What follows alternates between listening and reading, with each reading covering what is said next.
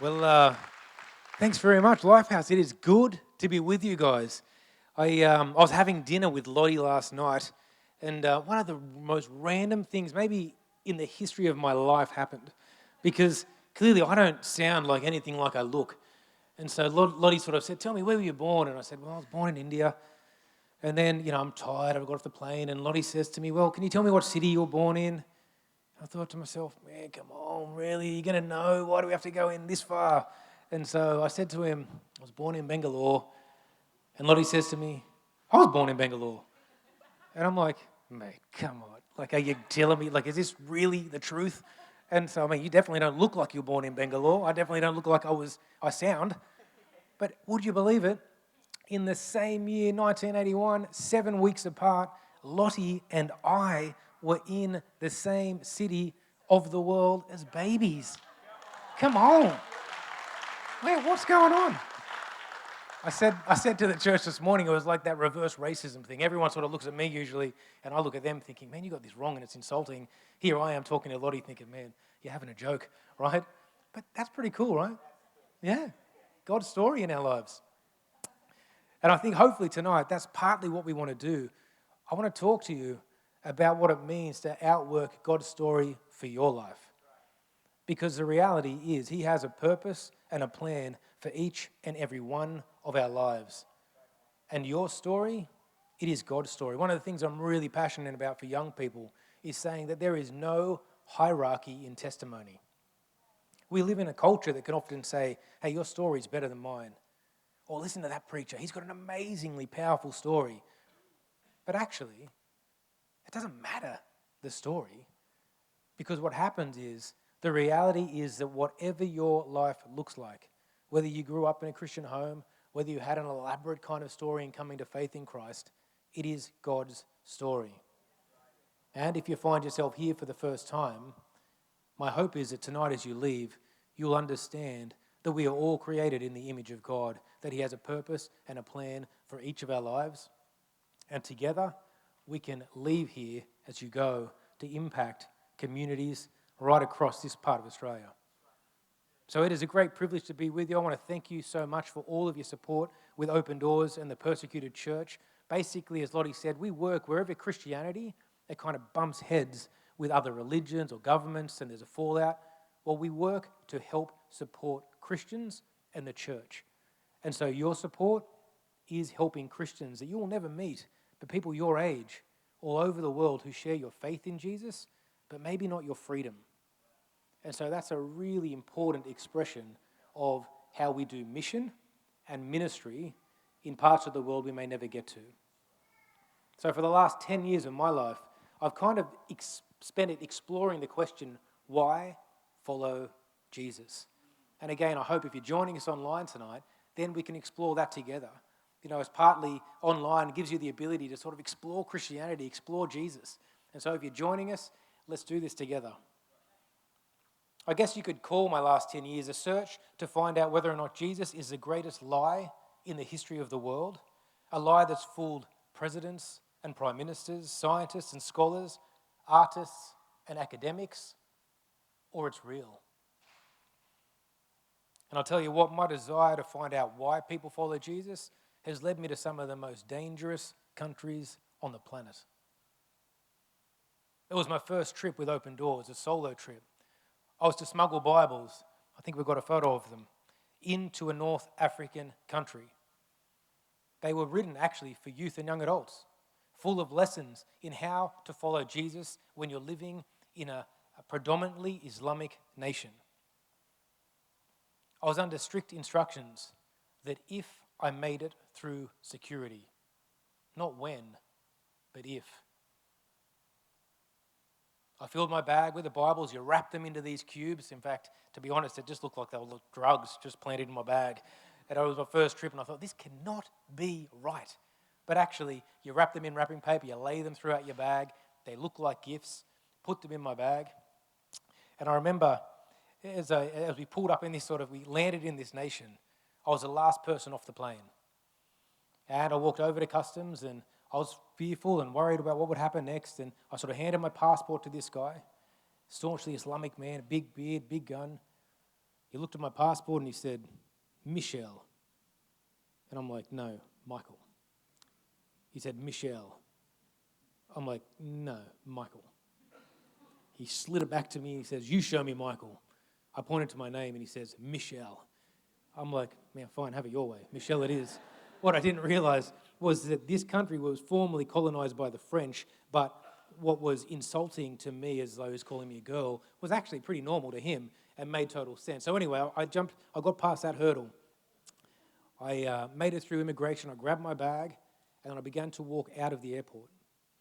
And before I could get out of the airport, there was an X-ray machine with 5 heavily armed Islamic guards standing around it. And I thought to myself, man, I'm done. Every single bag is being picked up, put on the conveyor, and sent through. In that moment, I remembered that prayer. The founder of our ministry would pray every time they were smuggling Bibles. He would say, you make blind eyes see. Now I need you to make seeing eyes blind. I grabbed my bag, I placed it onto the conveyor. With no sort of heart, I kind of said, man, you make blind eyes see, I need you to make seeing eyes blind. The bag goes through the X-ray machine, not a word is said. I pick it up and I grab it. I begin to walk towards the exit. But now there are 2 steel trestle tables. Everyone is lined up on either side. All bags are being opened and searched. And I thought, well, this one I'm done. In that moment, I felt the Lord say to me, just walk straight down the middle. Man, hold up. Time out. I am not the kind of guy that can walk through an airport without being noticed. But I mustered up all the courage I could. I grabbed my bag and I just walked straight down the middle. The doors open and I walked straight out into the terminal. I was under strict instructions, as I said, that if I made it through security, I was to look around the back wall of the terminal. I was to make eye contact with the guy. It sounds kind of romantic when I say it like that. But I'll tell you what, I was freaking out. I was terrified. I looked around the back. I made eye contact with someone. We were to leave through separate doors, meet up in the car park. Again, not what it sounds like. And we met up in the car park. We jumped into a car and we began to leave the airport. We had 3 more bomb checks, and as we were leaving, and only then could we begin to talk. The man I was traveling with said to me that last night, the safe house that we had booked for you to stay in was compromised by a man known locally to be involved in terrorism. It is no longer safe for you to stay there. We're going to put you on lockdown downtown in a hotel because of risk of kidnapping for ransom. Pointing to the colour of my skin, in North Africa, he said, you look okay, just don't open your mouth. I asked him about the importance of delivering the Bibles. I mean, I'd never done it before. And the notion of smuggling Bibles, well, it just seemed so strange. I mean, drugs, I kind of understand. It probably sounds terrible if you're watching online, but it's not like that. I mean, I get people smuggling illegal things like drugs. I mean, it is all things crazy and wrong, but Bibles? Having never done it before, it just seemed so backwards. Without missing a beat, he looked at me and he says, Mike, a Christian without a Bible is like a soldier without a weapon. Is that not one of the most powerful statements you've ever heard? When was the last time we truly valued owning a Bible and saw it as one of the most important possessions we can own? Over the next 5 days, we were followed by the secret police everywhere we went. We'd spend hours each day trying to lose our tail. On the 5th day, the day that we were going to make the drop and deliver the Bibles, I filled my backpack with the Bibles, jumped into the car, and we worked on losing our tail. Drove around for hours. When we were sure we weren't being followed, we made our way to the destination. We parked the car and continued on foot. I remember as we walked towards the church, I sort of stepped down into a hole and looked up and paused. And as I looked around, I could see all of this destruction. I mean, all these walls just sort of obliterated, a million tiny holes in these walls. My contact said to me, a week before you got here, a man had strapped some ball bearings to his chest and a bomb and detonated it where you're now standing. And I can promise you, seeing the damage that one man and some ball bearings can achieve is something I will never forget seeing. We made our way to the secret church. It was located behind a 3-meter high concrete wall. As we walked inside and my eyes adjusted to the dimly lit room, we began to see the secret Christians, the people that I'd come to meet. We began to worship and sing. It was all in Arabic, and the service went for 4 hours. At the end of the service, I remember standing in the courtyard of the compound and meeting people, and I was saying, "Can I tell you my testimony?" I remember one brother came over to me, and through an Arabic interpreter, he said to me he was totally illiterate and poor, a Muslim. And he said, "One day, God, if you're real, you need to teach me to read." And he said someone randomly gave him an Arabic Bible. He felt the Lord say read Hebrews, and so he flicked through the Bible, and the one book he could read word for word immediately was Hebrews. He finished Hebrews, and he felt the Lord say read Timothy, so he flicked through the Bible, and again, the only book he could read was Timothy. He couldn't read Hebrews anymore. He told me how the Lord revealed the Bible to him one book at a time and taught him to read. Here I am standing 4 hours outside the capital city speaking to an Arabic-speaking Muslim background believer who smiles and then says to me, "Oh, and then the Spirit of God fell on me and now I pray in tongues." And I grew up in the Anglican church, everybody. Tongues was pretty backwards. Here I am standing speaking to a Muslim background Arabic-speaking believer who begins praying in perfect English. I finished talking to him and another brother comes over and says, "Well, can I tell you my testimony?" I said, "Please."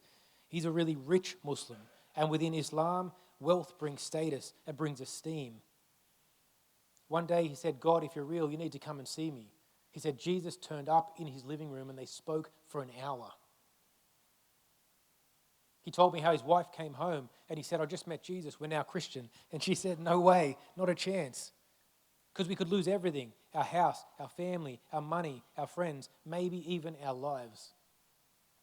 And in a typically North African way, he said to his wife, "Well, you ask Jesus to come and he will come."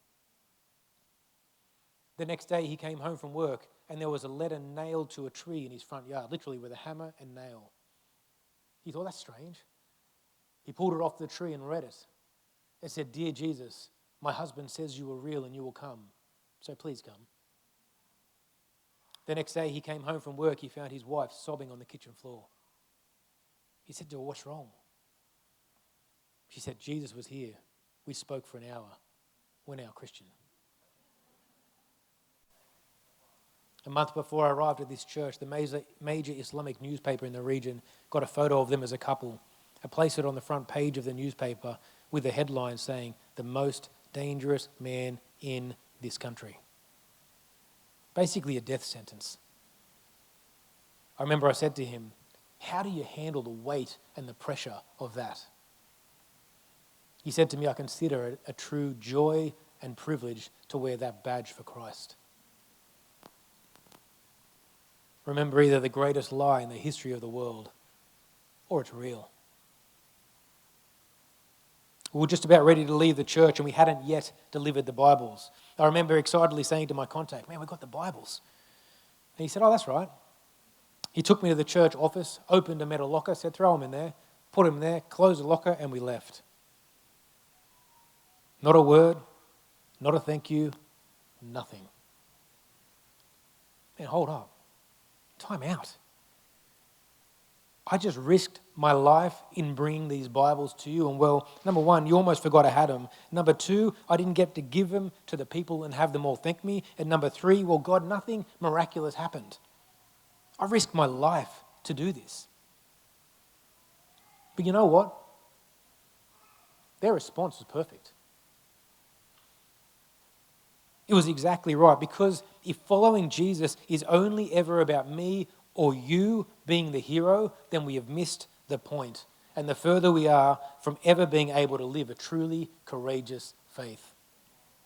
Isn't it funny how our desire to be the hero or the center of attention can often leave us missing the truly extraordinary, the God moments? I mean, let's take a moment to just walk backwards through the story I just told you and see if we can't find the unseen in the scene. Well, number one, I missed a suicide bomber by a week. Number two, the secret police failed to keep up with us. Number three, I avoided very possibly being kidnapped from a safe house by a matter of hours. I was able to walk as though invisible straight through a bag search, and the x-ray machine failed to show a bag brimming with Bibles. The extraordinary, it more often than not lies within the ordinary, within the everyday. And so tonight, what I want to do is I simply want to give each of us 3 tips to being a courageously ordinary Christian. Just to be clear, it's not going to make you the hero, but it will make you heroic. It won't make you the center of attention, but it will make you courageous. The first tip is to be visibly Christian. It's to stand in the face of culture and shine as brightly as you can for Jesus.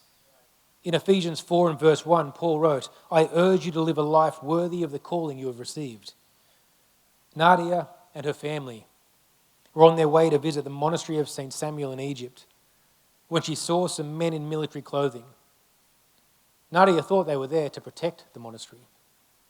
When the men shot the wheels of the bus and climbed aboard, Nadia quickly realized she was wrong. The terrorists asked each man on the bus to convert to Islam or die. They stopped next to her son, Hani. Nadia watched on from the back of the bus, and she saw Hani raise his wrist, revealing a cross tattoo. Then she heard his last words, "No, I am a Christian." She says, "Maybe you think I would have rather seen my son make a different choice. And of course, as a mother, I'm terribly sad and angry that I lost my son, but I am happy to witness the faith that I raised in him. I'm thankful that he wouldn't deny Christ even with his life in danger. He made the right choice," she said, "and that has been a huge comfort for me." Nadia survived the bus attack, but despite being struck by a bullet in her arm. Without God's comfort, she said, "I would have gone crazy." She tells us that her favorite Bible verse is Matthew 10 and verse 28. "Do not be afraid of those who kill the body, but cannot kill the soul. Instead, fear the one who can destroy both soul and body in hell." Nadia tells me, "If I meet the attackers of my son and they kill me for my faith, I'd be happy," she said, "because then I would join my son in heaven. But I actually pray that they would be touched by God so that they will change their ways." Let me ask you, why would Hani reveal the cross tattoo and show the men with guns he was visibly a Christian and lose everything because of it? Why would his mum find a sense of strength in Hani's choice to show the world that he was a Christian? It's because we're not following a lie.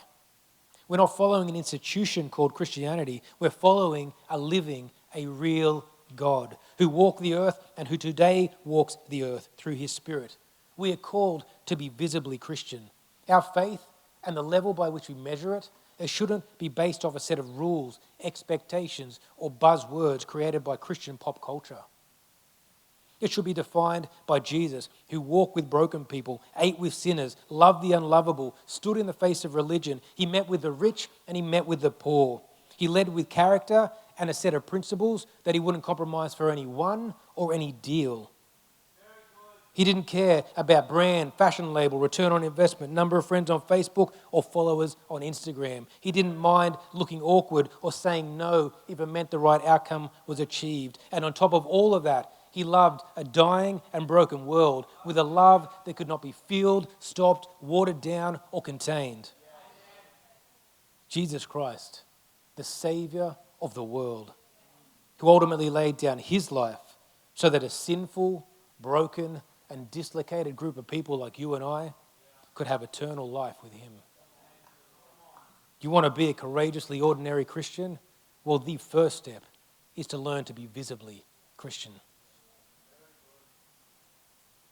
The second tip is to be vocally Christian. It's to be willing to speak up and speak out about injustice, about faith, about life, about culture. It's to realize we all have a reputation and we all have a character, and the choice in shaping both of those is ours to make, not someone else's. Our character, it may be manifest, it may be shown in the great moments in life, but I'll tell you what, it is built through the repetition and the hard work of the small moments in life. Again, Paul writes in Romans that if you confess with your mouth that Jesus is Lord and believe in your heart that God raised him from the dead, then you will be saved. Romans 10 and verse 9. The thing I love about Paul is that he has had exactly the same exposure to Jesus as you and I. He had to wrestle with the exact same questions as you as I. Is Jesus real? Or is it the greatest lie in the history of the world? Because I think we can often read our Bibles thinking all of these guys must have known Jesus. You know what? Paul never met him. Paul, the most prolific writer of the New Testament, he never met Jesus in the flesh. So whether it's 10 years after Jesus' death or 2,000, just like you and I, Paul never met Jesus in the flesh. They never ate together, traveled together, spoke with each other. The beautiful thing about this is it means that the majority of the New Testament is written by someone just like you and I. And when we read our Bibles, we can really find hope in both what Paul wrote and how he wrote. Because he knows what it means to be a vocal follower of Jesus. The way he talks about Jesus, the way he shares Jesus. It's the perfect handbook for us. The perfect reassurance that this isn't the greatest lie in the history of the world, that it is real. I want to read you a letter from a friend of Open Doors. His name is Elihu. He comes from a country called Eritrea. It is on the Horn of Africa, and it is a very, very difficult place for Christians. It is common for Christians to be caught and imprisoned in the desert, in metal shipping containers and other horrific ways. The thing about Eritrea is it's not illegal to be a Christian. It's just illegal to share the gospel, to evangelize. Their release can be secured by simply signing a piece of paper declaring that they will not share their faith. For me, Elihu is a brilliant example of a courageously ordinary Christian. Someone who, in the face of fear, has an ability to remain vocally Christian. He writes, he enlisted in the army 1 year after accepting Christ. So he's just a very new Christian. But he was arrested when the army that he worked for stormed a local secret church gathering that he was attending. He was imprisoned without charge and banned from getting medical help or having any of his family visit him. He had no rights at all. He says the place where I was imprisoned for the first 3 years was deep underground. You see, in Eritrea, what they do is in the desert, they dig a 70-centimetre hole and they excavate underneath the ground. And then they force you down there, and that becomes your cell, crammed full of other people and starved of oxygen. He said I would manage to read and write any of the scriptures or gospel songs I could remember. One day the guards found them. He said they tied me up. They call it the helicopter position, where they put your legs behind your back, your arms. And he says they left me topside for a month. He said the first 5 days my hands and legs were tied together so I could only sit looking up at the sun. It was really awful. All the skin on my head was severely burned because of the harshness of the sun. He says that the ground, it felt like a cooking plate. It was so hot. There was one kind of punishment where you had to look up at the sun in the middle of the day. He said we were not allowed to close our eyes, so I have problems with my vision. I still have problems with my vision. Also, because of the heat, the shackles burned and scarred his wrists and his ankles. He said right after this, they dug a hole 70 centimetres around and 5 feet deep, and they forced him to stand in it upright. They left him there for 5 months. He said I could only stand and had to sleep this way too. By the 5th month, my legs below my knees were almost paralysed. So when I was released from that tiny cell, people had to support me because I could not walk. At that time, he says, I was having all sorts of problems. And the guard said to me, you were lower than those who are in prison. There are normal prisoners, and then there are people like you, worthless, and don't deserve any kind of help. They'll tell me you have imprisoned yourself here. You can just renounce your faith, stop sharing it, sign a piece of paper, and be released. The key is in your hands. But then he goes on to say this. It's easy to sign a piece of paper and free yourself. But what's the meaning of following Jesus Christ? You cannot just follow him in peaceful and good times. You have to follow him in difficult and hard times too. There were times in the Bible when Shadrach, Meshach, and Abednego could have just knelt down, but they had a Lord to follow. They did not submit to Nebuchadnezzar, who told them to renounce their faith. They could have just obeyed and left without any problems, but they had gone all the way through the problems and suffering. He says God never abandoned them. Listen to this. Jesus Christ died and suffered for us. So why should I not do the same for him? If you want to live a courageous faith, you must be vocal. And the last tip to living as a courageously ordinary Christian is this. You must be valiantly Christian. A couple of months ago, I was in Colombia. It is hands down the sketchiest country I have ever been to. I mean, I've been to Syria and Iraq at the height of the war with ISIS, but I'll tell you what, Colombia, I have never felt less safe. I remember meeting with a church leader from Colombia. We were meeting in an orphanage or a school where the kids there were all victims of persecution, and many of them had lost their parents to martyrdom. The children's centre, for the most part, was a happy place, but it did have an eerie solemnity to it. As I spoke with this pastor, he began to share his story with me. His name is Pastor Mendoza. He was born in the rural mountains of Colombia. The Andes Range is one of the most famous mountain ranges on the planet. The place is rugged and, for the most part, made up of dense jungle and difficult terrain. In the mountain areas, there are no police and there is no government. There are only gangs. They're known as a paramilitary or guerrilla groups. The challenge in this part of the world is that as you grow up, you only have two options. You join the paramilitary or you join the guerrillas. And you spend your life fighting, killing, and raining terror on the people who live in those communities. Mendoza told me his story. He said he came from a disintegrated home because when he was a child, his mother and father separated, but neither of them took him with them. So he was left with his disabled grandmother. She treated him poorly and always regretted having to look after him. When he became a teenager, all of his cousins joined the paramilitary, and many of them were killed soon thereafter. Mendoza said to me, when you join these groups, you will never have a long life. At the age of 16, it came time for Mendoza to make his choice. Which group would he join? Around the same time, he began attending a church because he says one of the unseen impacts of war is hunger.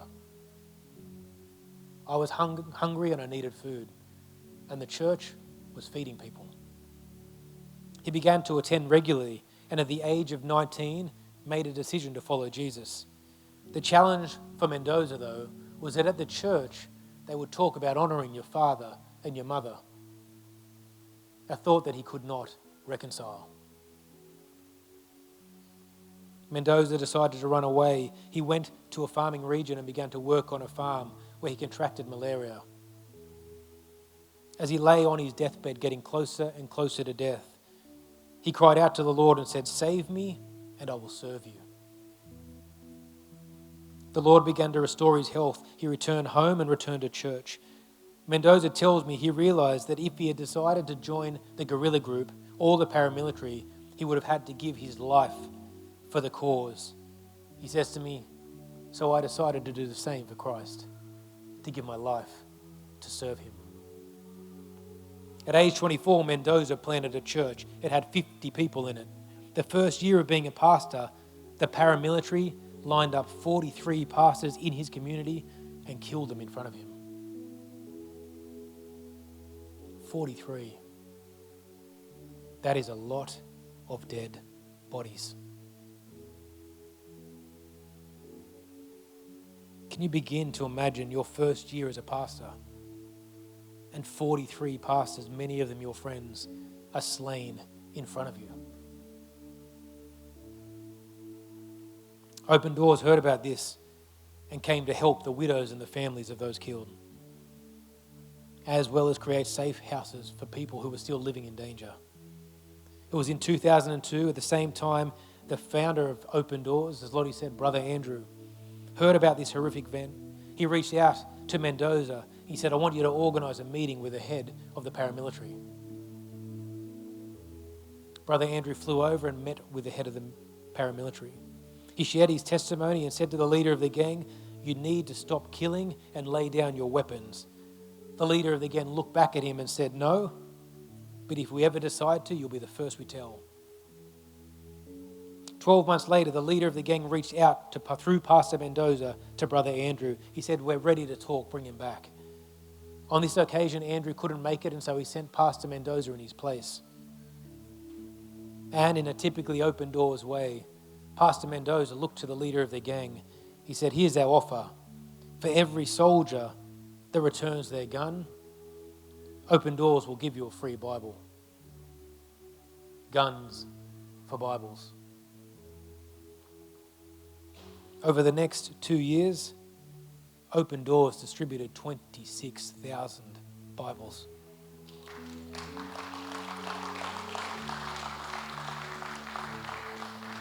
This is an actual photo of one of the soldiers receiving their Bible. Talk about valiant. Can you begin to imagine meeting with someone who had just killed 43 pastors and saying, we want you to lay down your weapons in exchange for a free Bible? After this, Open Doors put Mendoza through Bible college. Once he had completed it, his degree, he invited 22 people from rural and regional areas of Colombia to come and live in his house. Over the next 2 years, he put them through his own self-proclaimed Bible college course, 18 of them which graduated, and 2 of them which were now sitting in the room in the orphanage that I was in, having worked now in this place.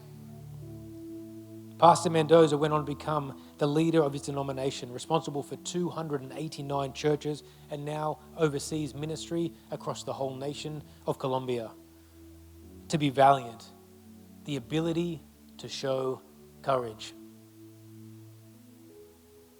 You see, the 3 tips to being a courageously ordinary Christian is, can people see you're a Christian? Can people hear you're a Christian? And are you courageously Christian? To be visible, to be vocal, and to be valiant. Because one of the most beautiful things about Christianity is this, that it simply requires us to be ordinary. Don't overcomplicate it. It's about ensuring that Jesus can be seen, can be heard from our lives, and in the moments that require our courage, that we stand up, that we stick to our values that we want to be known for.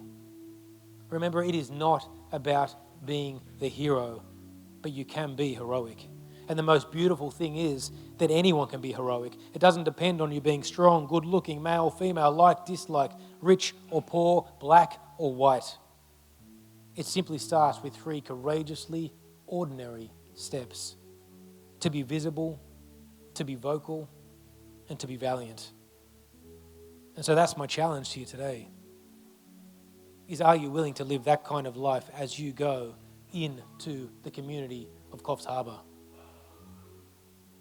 Doesn't matter your age. Do you realize that the future of faith in any nation, it doesn't fall onto the shoulders of the people who have gone before you, the elders.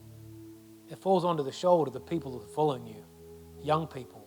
The future of faith in this nation, it falls onto your shoulders. To be visible, to be vocal, to be valiant. I've met some of the most courageous and strong kids you will ever imagine the world over. People who are passionate followers of Christ. And so my hope is tonight we will take a stand. Arms wide open, lifted high, committing to say, you know what? No matter the cost, I'm going to be a courageously ordinary Christian. I'm going to trust that God's story in my life, no matter how elaborate it is, no matter how heartbreaking it is His story. And that more than that, I can use it and I can point it in the direction of changing lives. Because your story matters. And I want to finish with this one story. In the Bible, we talk about and we read about something called the demon-possessed man. It's a story where Jesus heads to a region of the 10 towns and he finds a man who lives in burial caves. He's naked, he's chained, he's got scratches all over him. Jesus goes and meets with him. He comes and falls at Jesus' feet and says, please get rid of the demons inside of me. And Jesus, he casts them into a nearby herd of pigs. They run down the hill and drown themselves. I mean, it's a famous story in the Bible. But what happens and what we fail to realize is what happens next. Because in that story, the demon-possessed man, now changed, now converted, now free, he stands next to Jesus at the water's edge. And as Jesus gets back into the boat to go away, the demon-possessed man says, hey, can I come with you? A seemingly normal and okay request. But Jesus says, no, you can't come with me. He says, I want you to stay here and I want you to tell your story, the story of transformation to those who know you best. And what happens is we finish reading the story there because that's where the chapter ends. But if you keep going and you sort of flick over 2 chapters later, it says Jesus returns to the region of the 10 towns. And that story in the Bible is Jesus feeds the 4,000. Let me ask you, why were the 4,000 there? The 4,000 were there in part because a demon-possessed man stayed and told his story to those who knew him best. Because had he got into the boat and gone to the other side of the lake, people would have said, hey man, I think that's you. Is that really you? I've heard stories about you. But by staying and making him tell it to the people where he has to look his past in the face and they have to say, man, weren't you that guy at school who did this? Well, no, now I'm this person. By making the demon-possessed man stay and tell it to those who knew him best, they could see the transformation that only Jesus brings. You see, your story, your life story, whether you were young or whether you are old, it has most power to those who know you best. So let me ask you, have you got into the boat and gone to the other side of the lake with Jesus where it's safe, easy, comfortable to tell your story? Or are you willing to tell it as you go to those who know you best, to stare fear in the face, your history in the face, and to tell people why you are willing to be a visible, a vocal, and a valiant follower of Christ? Would you stand with me and let me pray for you guys?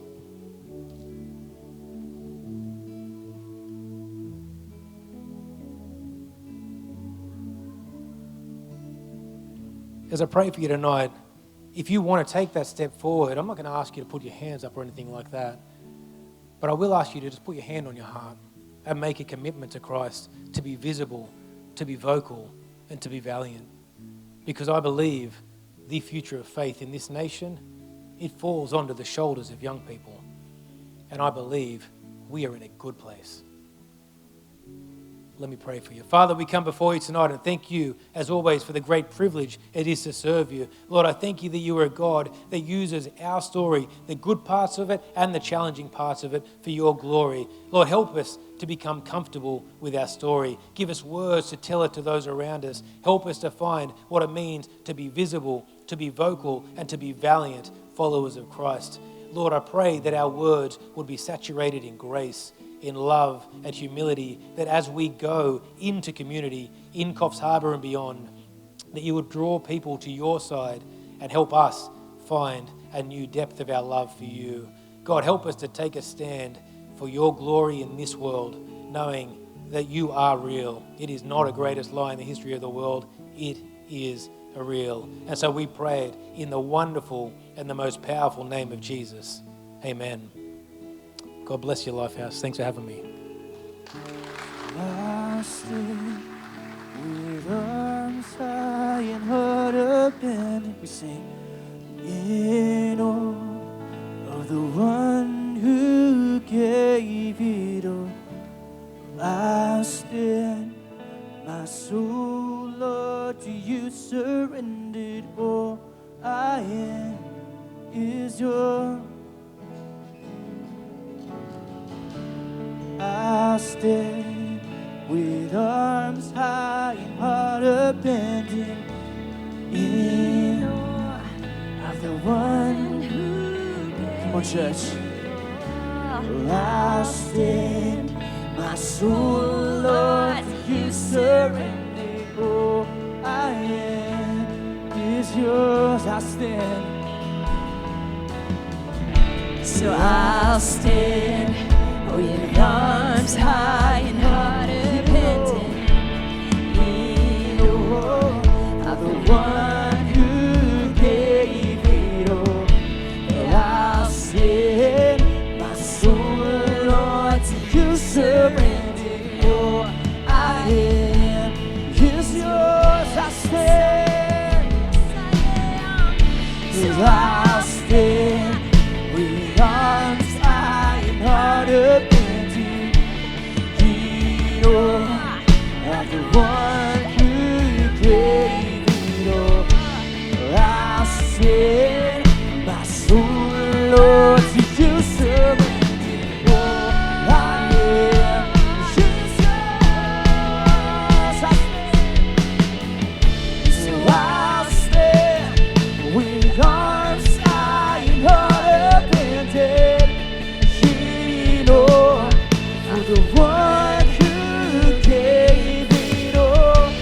I'll stand, my soul, Lord, to you surrender. Oh, I am is yours. I stand. So I'll stand, come on, with arms high and heart repentant. Come on, sing it out. I'll stand, my soul, Lord, to you surrendered. All I am is yours. What an absolutely powerful word. Mike, I'm just going to ask you to come up because I want to ask you a question. We've got a room filled of a whole heap of young people on this side of the room.